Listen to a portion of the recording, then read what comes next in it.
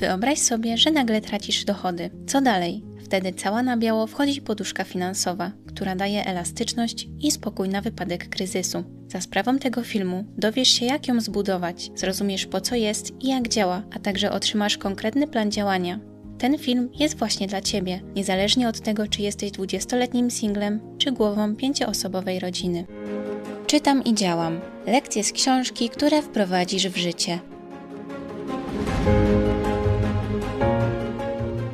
W czym tkwi problem? Wielu Polaków przeciąga w czasie odkładanie pieniędzy. Często słyszymy, jak będę więcej zarabiał albo jak dzieci podrosną. W zasadzie zawsze znajdzie się coś, co będzie sprawiało, że to nie jest dobry moment. Niejednokrotnie przyczyną jest brak planu i systematyczności. Żyjemy tu i teraz z myślą, jakoś to będzie. W efekcie przy nagłym kryzysie, jak na przykład utrata pracy, pojawia się panika, bo brak funduszu awaryjnego zmusza do pożyczania pieniędzy. Przecież jakoś trzeba żyć. Nieustannym winowajcą jest również chaos finansowy, brak budżetu, długi konsumenckie i myśl muszę mieć wszystko teraz. To prosta droga do bardzo niepewnej przyszłości. Czym jest poduszka finansowa?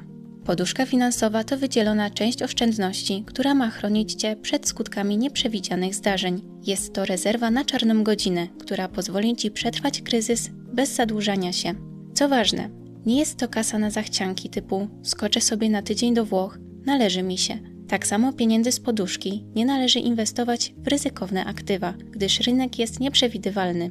Nie chcemy sytuacji, gdy będzie potrzeba wypłacenia poduszki, a uzbierany tam kapitał nagle straci 20% wartości. Te pieniądze powinny być ulokowane w bezpiecznym miejscu. Dzięki poduszce finansowej będziesz mieć więcej komfortu i spokoju w niepewnej sytuacji. Ile powinna wynosić poduszka finansowa? Uniwersalną regułą jest, że poduszka powinna pokryć co najmniej 3 miesiące podstawowych wydatków. Przy stabilnej etatowej pracy, bez dużych zobowiązań, często wystarcza od 3 do 6 miesięcznych kosztów. Znowu przy nieregularnych dochodach, własnej firmie czy większej rodzinie lepiej celować w wyższe wartości, od 6 do 12 miesięcy. Im większego bezpieczeństwa finansowego potrzebujesz, np. ze względu na dzieci czy kredyt hipoteczny, tym mnożnik rośnie. Jak obliczyć swoją poduszkę finansową? Po pierwsze, podlicz swoje miesięczne koszty. Spisz wszystkie swoje niezbędne miesięczne wydatki na kartce. Czynsz, kredyt, rachunki za media, jedzenie, paliwo, telefon, internet, subskrypcje, dzieci, zwierzęta itd. Zsumuj to. Następnie wybierz mnożnik zgodnie z Twoją sytuacją. Stały etat możesz wybrać niższy, na przykład od 3 do 6 miesięcy. Nieregularne dochody, firma, dzieci czy kredyt wybierz wyższy mnożnik, od 6 do 12 miesięcy. W następnej kolejności oblicz kwotę docelową, mnożąc sumę kosztów przez ilość miesięcy. Na przykład singiel na etacie w małym mieście. Koszty miesięczne około 3,5 tysiąca złotych. Poduszka od 3 do 6 miesięcy. Wysokość poduszki będzie wynosiła od 10,5 tysiąca do 21 tysięcy. Dobranie wielkości poduszki finansowej jest bardzo indywidualne. Będzie różnić się w zależności od sytuacji życiowej, miesięcznych kosztów życia czy po prostu aspektu psychicznego. Jednej osobie dla pełnego komfortu wystarczą 3 miesiące zabezpieczenia, a u drugiej 12. Pamiętaj, liczą się tylko potrzeby, nie wakacje czy nowy telefon. One nie są częścią kryzysowego minimum. Gdzie trzymać poduszkę? Najważniejsze kryteria to płynność i bezpieczeństwo. Środki muszą być łatwo dostępne, inaczej mówiąc, szybko wypłacalne i chronione przed utratą, ale nie mogą być zbyt łatwo dostępne, żeby nie kusiły wypłatą. Wybieraj raczej konserwatywne formy, choć warto, by przynajmniej nie traciły na wartości. Najpopularniejsze opcje to konta oszczędnościowe, dostępne niemal od ręki, a dodatkowo kapitał zaczyna pracować. Minusem jest to, że poza specjalnymi ofertami oprocentowanie jest zazwyczaj bardzo niskie, przez co pieniądze nie są chronione przed inflacją. Jest to najprostsza i całkiem wygodna opcja na poduszkę. Lokata bankowa wymaga zamrożenia środków na kilka miesięcy, ale daje pewność zysku odsetkowego. Utrudnia też impulsywne wydawanie, ponieważ przy przedterminowym wypłaceniu tracimy zgromadzone odsetki. Obligacje Skarbu Państwa. Moim zdaniem najlepsza opcja. Koszt jednej obligacji wynosi 100 zł, a ich oprocentowanie zależy od rodzaju i czasu, kiedy zostały wykupione. Przy przedterminowym wykupie pieniądze trafiają na konto w kilka dni roboczych. Warto też dodać, że prezentowane oprocentowanie jest zgodne z datą publikacji filmu. W przyszłości z pewnością ulegnie zmianie. Według mnie godne polecenia są zwłaszcza obligacje takie jak TOS, 3-letnie obligacje skarbowe, stałoprocentowe. Klasyczne obligacje oszczędnościowe z jednym stałym oprocentowaniem przez cały okres wynoszący 4,65% rocznie. W tym przypadku mamy kapitalizację roczną, co oznacza, że odsetki są doliczone do kapitału początkowego plus wypracowanych odsetek. Wypłata odsetek następuje przy wykupie. Już tłumaczę to na przykładzie, żeby to lepiej zobrazować. Na przykład kupujemy 100 obligacji za 10 tysięcy złotych. Po roku wartość naszej inwestycji będzie wynosiła 10 465 zł brutto. Po 2 latach 4,65% doliczamy nie do wartości 10 tysięcy, tylko do 10 465 zł, co da nam wartość 10 951 zł i 62 groszy brutto. A po 3 latach 4,65% doliczamy do wartości z drugiego roku, czyli 10 951 zł i 62 groszy. I uzyskujemy wartość 11 460 zł i 87 groszy brutto. COI. 4-letnie obligacje skarbowe indeksowane inflacją. W pierwszym roku mamy stałą stawkę na poziomie 5%. Po pierwszym roku oprocentowanie liczy się na podstawie wskaźnika inflacji plus 1,5% marży. Odsetki wypłacane są co roku bez kapitalizacji, co oznacza, że odsetki będą doliczone tylko do początkowej wpłaty, a wypracowane odsetki pojawią się na naszym koncie. Analogiczny przykład przy założeniu 2,5% inflacji. Kupujemy 100 obligacji za 10 tysięcy złotych. Po pierwszym roku nasz kapitał wypracował 500 zł brutto, bo nasza inwestycja wzrosła o 5%. Po odliczeniu podatku Belki wynoszącym 19% na konto wpłynie nam 405 zł. W drugim roku mamy 2,5% inflacji. Do tego dodajemy 1,5% marży, co daje nam 4%, o które zostaje powiększony nasz kapitał początkowy, czyli 10 tysięcy złotych. Wartość naszej inwestycji powiększona jest o 400 zł brutto, a na konto spływa 324 zł. W trzecim roku przy założeniu takiego samego wskaźnika inflacji uzyskujemy dodatkowe 400 zł brutto. To samo w czwartym roku. Nasz kapitał wzrósł z 10 tysięcy do 11 700 zł brutto, tylko że wypracowane odsetki wpływały nam na konto po każdym roku. EDO. 10-letnie obligacje skarbowe indeksowane inflacją. Długoterminowe z kapitalizacją, czyli odsetki pracują dalej, tak jak w przypadku obligacji TOS. Oprocentowanie w pierwszym roku wynosi 5,6%, a w kolejnych latach wskaźnik inflacji plus 2% marży. Kapitalizacja jest roczna, a wypłata odsetek następuje przy wykupie. Ten sam przykład przy założeniach 2,5% inflacji. 100 obligacji za 10 tysięcy złotych. W pierwszym roku nasz kapitał rośnie o 5,6%, co daje nam 10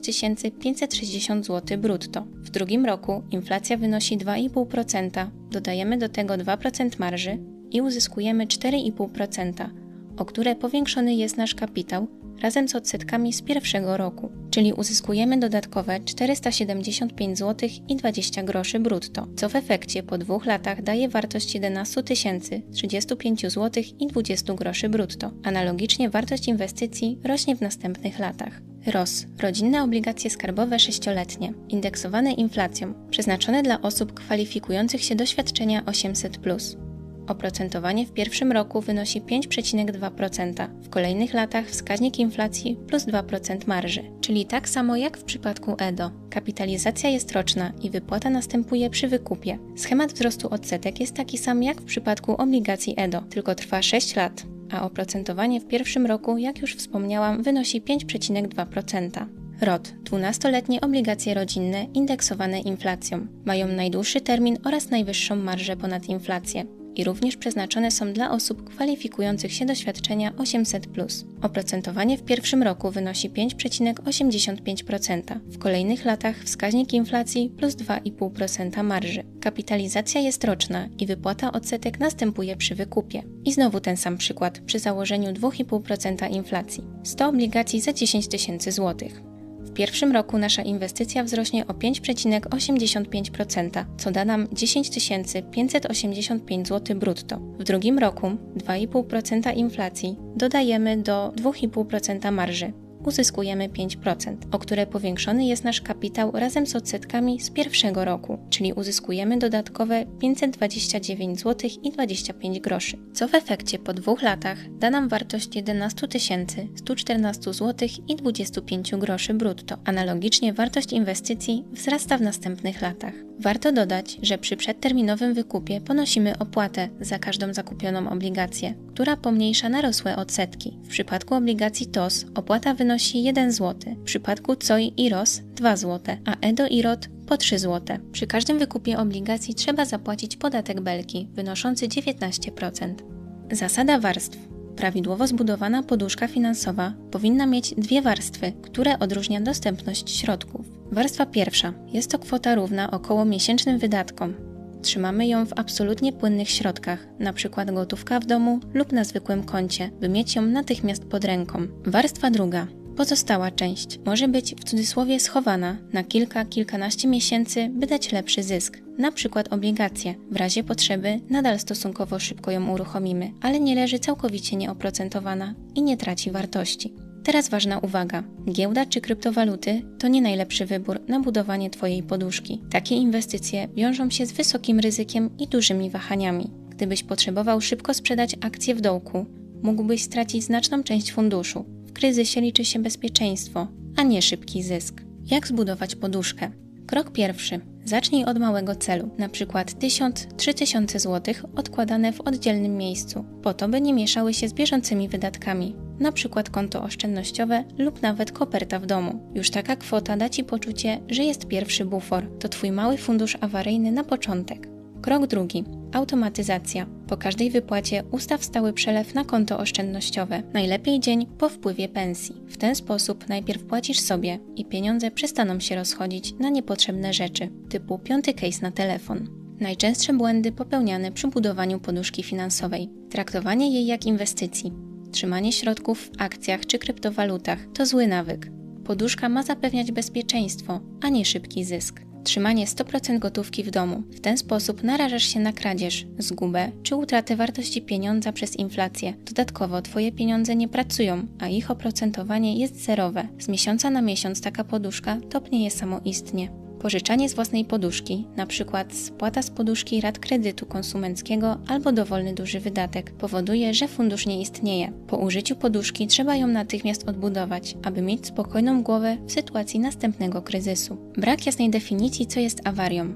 W efekcie można wpaść w 2 skrajności, albo wykorzystać poduszkę na drobne, mało istotne rzeczy, które spokojnie można pokryć z pieniędzy na bieżące wydatki, albo wręcz w drugą stronę, wpadanie w lęk, bo przecież może być gorzej. Zasady korzystania z poduszki. Poduszka jest tylko na prawdziwe awarie, czyli sytuacje takie jak utrata pracy, redukcja etatu, przerwa w działalności gospodarczej, nagłe duże wydatki, poważna choroba, operacja, kosztowna naprawa auta czy naprawa mieszkania, inne nieprzewidziane kryzysy, np. utrata pracy małżonka, gwałtowny wzrost raty kredytu, gdy wzrosną stopy procentowe i tym podobne. Pieniądze można wykorzystać tylko w realnej sytuacji kryzysowej, nie na urlop czy nowy telewizor. Po wykorzystaniu poduszki natychmiast wracasz do planu oszczędzania, ponowne ustawienie przelewu automatycznego i odbudowa obu warstw poduszki. Co dalej, gdy masz już poduszkę? Zrealizowałeś podstawowy cel. Super! Co dalej? Teraz, gdy masz już swój bufor bezpieczeństwa, możesz zadbać o inne rzeczy. Długi. Teraz możesz zająć się nadpłacaniem zobowiązań z wysokim oprocentowaniem. Karty kredytowe, chwilówki czy pożyczki. Spłata tych długów sprawi, że w Twojej kieszeni zostaną pieniądze, które mogą się równać ze zwrotami z inwestycji. Nadpłacanie takiego długu może przynieść lepszą stopę zwrotu niż inwestycje. Cele krótko- i średnioterminowe. Gromadź środki na określone plany. Na przykład wkład własny na mieszkanie czy kursy doszkalające. Dobrze też pomyśleć o wydatkach, które Cię czekają w przyszłości, na przykład ubezpieczenie auta czy prezent na wesele znajomych. Inwestowanie. Kiedy posiadasz płynność finansową i nie masz zadłużenia, możesz zacząć lokować nadwyżki w długoterminowe instrumenty, np. akcje, ETF-y czy nieruchomości. Tu ryzyko jest większe niż przy obligacjach, ale też możliwa stopa zwrotu rośnie. Część pieniędzy warto umieścić w takich formach, ale dopiero gdy domowy budżet jest solidnie zabezpieczony. Wspólnie przeszliśmy przez najważniejsze informacje dotyczące poduszki finansowej. W pierwszej kolejności zapoznaj się ze swoim miesięcznym budżetem. Spisz, ile potrzebujesz na codzienne wydatki. Następnie ustal wielkość swojej poduszki w zależności od Twojej sytuacji. Może to być kwota pokrywająca od 3 do 12 miesięcznych kosztów życia. Otwórz konto oszczędnościowe i ustaw stały przelew. Na początek może to być 100–300 zł miesięcznie lub na przykład 5–10% wpływów. Zredukuj drobne wydatki. Przestań na przykład zamawiać obiady do pracy w restauracjach, a zacznij przyszykowywać sobie jedzenie w domu. Każda złotówka się liczy. Wybierz miejsce dla drugiej warstwy poduszki. Bezpieczne, ale nie aż tak łatwo dostępne. Mogą to być lokaty czy obligacje skarbowe. A teraz pytanie do Ciebie. Na ile miesięcy planujesz zbudować swoją poduszkę finansową? 3, 6, a może 12 miesięcy? Swoją odpowiedzią podziel się w komentarzu. A jeśli chcesz więcej praktycznych treści, zasubskrybuj kanał Czytam i Działam. Dziękuję za wspólnie spędzony czas i do usłyszenia w następnym filmie.